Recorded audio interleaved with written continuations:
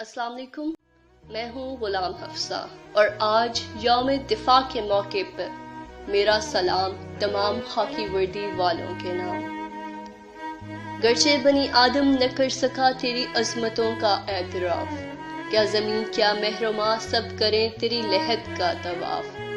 تیرا نام چمکا ہے تاریخ کے صفحات میں، تیرا عمل نیا نہیں، یہ شہادتیں ہیں عکس اسلاف۔ اپنی خون کی سرخی سے کیا تو نے مٹی کو جاویدہ، کفر و شرک اغیار و باطل سب سے کیا دھرتی کو صاف۔